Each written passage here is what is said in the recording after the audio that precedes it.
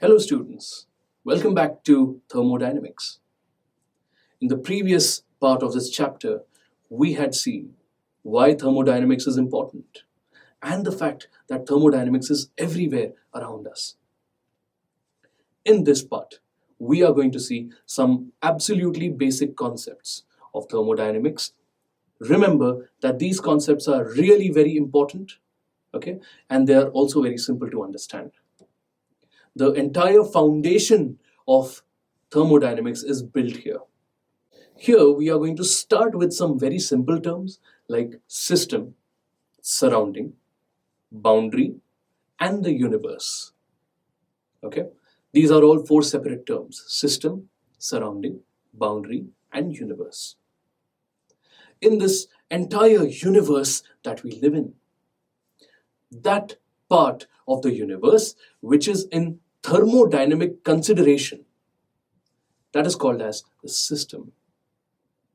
So for example, if I am studying an engine, that engine is my system. And if I am studying, let's say, a hot cup of coffee, that hot cup of coffee is my system. Other than the system, the remaining part of the universe is called as surrounding. And the line that separates the system and the surrounding is called as boundary. Okay, so let's take a look at the textbook definition. The part of the universe under thermodynamic consideration is called as a system. All the other part of the universe outside the system is called as surrounding, and the surface which separates the system from surrounding is called boundary. Okay? Now, one thing that you need to know here, students, is that the boundary may be real or it may be imaginary. For instance, we have a candle right next to us. If we decide to study a specific amount of volume around the flame, then that is an imaginary boundary. It is a boundary because whatever contents are there inside it, we are going to study them. But it's an imaginary boundary. Whereas, if I wish to study the contents within this test tube, now the boundary is real. The walls of the test tube are now the boundary. Right? So boundary may be real or it may be imaginary. So we have seen system, surrounding, boundary, and universe, out of which we know that the boundary may be real or it may be imaginary. Let's talk about system for a moment. Let's see the types of systems. When we classify the systems, we do it in two ways. Okay? So types of systems can be classified in two ways. First, on the basis of boundary, and second, on the basis of phase. Okay, let's take a look at how can we classify the system based on boundary. Well, based on boundary, we can classify the systems in three categories: open, closed, and isolated systems. Open systems are those systems which can exchange both matter and energy with their surroundings, like this hot cup of tea, which can exchange both matter and energy with the surroundings. A closed system would be a system which exchanges only energy but no matter with the surroundings. You can see that this cup of tea can exchange both matter and energy with the surrounding. But if I have a closed system like this teapot here, this cannot exchange matter, but it can only exchange energy with the surroundings. Now you will say that, sir, there is a small hole at the top through which matter can be exchanged. So here, let's put a cork in it. Now it is a closed system, because now it cannot exchange matter. It can only exchange energy with the surroundings. So this is an example of a closed system. The third type that I told you is isolated system, which neither exchanges matter nor energy with the surroundings. So no energy is exchanged, no matter is exchanged with the surrounding. A typical example is a thermos flask. Not a thermos flask exactly, but the contents inside a thermos flask. No energy is exchanged with the surrounding, no matter is exchanged with the surrounding. So based on boundary, there are three types of systems: open, closed, and isolated. When it comes to classification, based on phase, we have two types of classification: homogeneous and heterogeneous.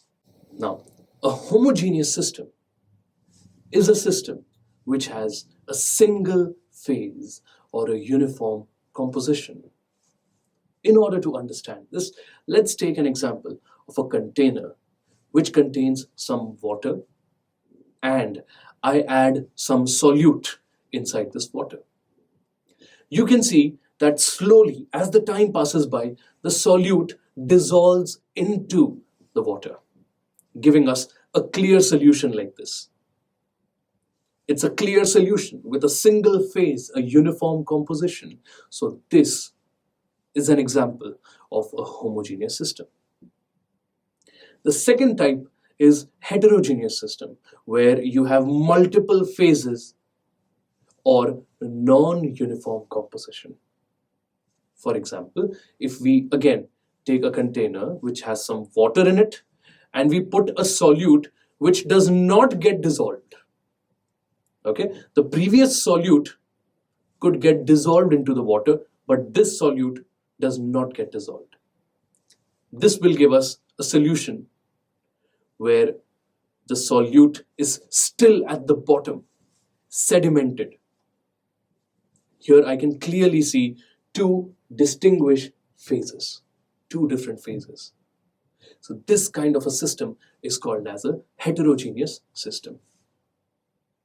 So we have seen that based on boundary, we have open system, closed system, and isolated system. And based on phase, we have heterogeneous and homogeneous system. This is how we classify the system. We have seen system, surrounding, boundary, and the universe. We have also seen that the boundary may be real or imaginary, and now we have seen the types of system here. Okay? Before we move on to the next part of the basic terminology, I want you all to consider this bottle of water. Okay, now this bottle of water has a mass of 1 kg, which means that it should have a volume of 1 liter, because water has a density of 1 gram per cubic centimeter. Cubic centimeter means ml, milliliter. So 1 gram per milliliter. 1 milliliter weighs 1 gram. So 1000 milliliter will weigh 1000 grams. So I can say that 1 liter of water equals 1 kg of water. Let's say the water inside this bottle is at 20 degrees Celsius. Okay? Now if I take this bottle and I split this bottle equally, now you will find that the mass has halved to 0.5 kg or half kg. Similarly, the volume has also become half, right? So it is now half liter or 0.5 liter. Will the temperature also change? Will it also become half? Will it become 10 degrees Celsius?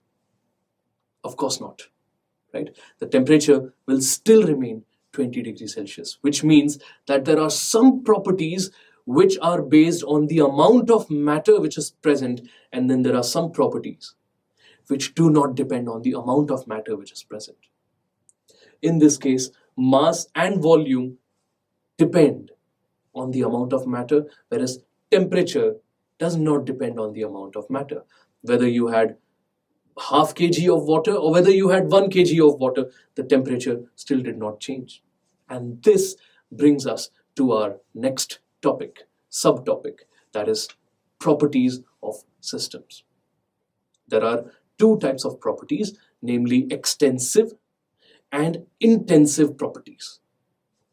Remember, students, extensive properties are those properties whose value depends on the amount of matter present in the system. For example, mass, volume, and surface area. These are all those properties which depend on the amount of matter. We just saw it. Mass and volume, we did see it just now. They depend on the amount of matter which is present in the system.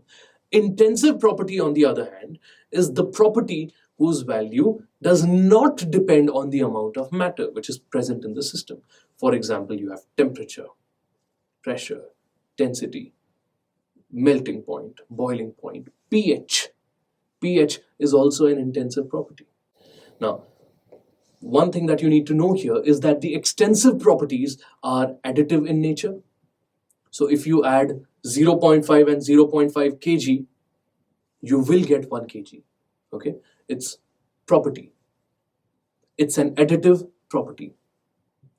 Whereas intensive properties are not additive in nature. We just saw that when we divided the water which was at 20 degrees Celsius, when we divided it, we did not get 10 degrees Celsius each. We still got 20 degrees Celsius. So these properties are not additive in nature. Okay? Now, remember one very important point here, students, that the ratio of two extensive properties is always an intensive property. For example, mass divided by volume is density. Okay, so we can see that the ratio of two extensive properties is an intensive property. Okay, so it's a very important concept for us to know, the concept of intensive and extensive properties. All right, again, I have brought the definition out on the screen for you. Go through the definition, try and understand what it means. All right, we have seen what is system, surrounding, boundary, universe, types of systems, types of properties. We now need to see what are the different types of functions. Okay, we have two types of functions, mainly state and path functions, but what do they mean? Suppose I want to go from point A to point B, and in order to go from point A to point B, I can either take path 1, which is a relatively shorter path, or I can take path 2, which is a relatively longer path. Okay, now the simple question here that I have for you is, which path has a greater distance?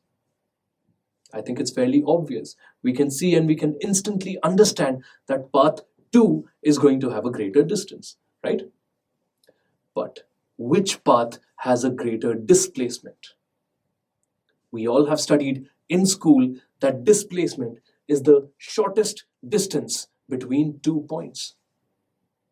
As you can see, the red dotted line here is the shortest distance. It remains the same. Irrespective of which path you take, the displacement is always going to remain the same. Which means that distance depends on the path, right? Such a function is called as path function. Whereas displacement is independent of the path. No matter which path you take, you will always end up with the same displacement as long as the 2 points remain the same, right? So this kind of a function is called as state function. The functions which depend on the path taken, they are called as path functions, and the functions which depend only on the 2 states, the initial and final state, they do not depend on the path which is taken.